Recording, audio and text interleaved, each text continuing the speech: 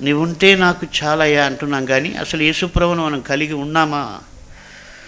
ఆయన్ని కలిగి ఉన్నామని అనుకుంటున్నాం, కానీ ఆయన కంటే ఎక్కువ విలువ మనము వేరే వాటికి, వేరే మనుషులకు, వేరే సిద్ధాంతాలకి మనం ఇచ్చినప్పుడు ఆయన్ని మనం తక్కువ చేసినట్టే.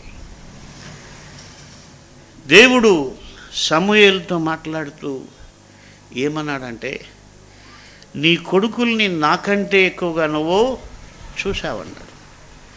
ఎప్పుడైనా సమూయేలు చెప్పాడా మాట? నా కొడుకులు దేవుని కంటే నాకు ఎక్కువ అని చెప్పాడా? ఎప్పుడు చెప్పలేదు. ఎవరు చెప్పరు కూడా. అయితే లోపల అది పేరుకొని పోయింది.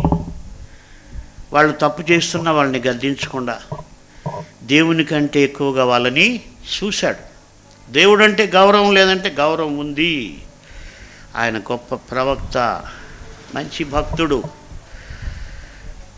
అయితే ఆయన ఎక్కడో దేవుని కంటే ఎక్కువగా తన కొడుకులకి విలువిచ్చి వాళ్ళు తప్పు చేసినప్పుడు వాళ్ళని సరిగ్గా ఖండించలేకపోయాడు. చెప్పాడు అది కూడా, కానీ దేవుని చిత్తానుసారంగా ఏదో చెప్పాలి కాబట్టి చెప్పాడు.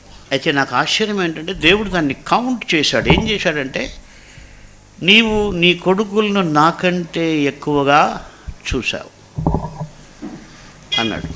కాబట్టి మనల్ని మనం పరిశీలించుకుంటే, మనం యేసు ప్రభువు కంటే ఎక్కువగా దేన్నైనా,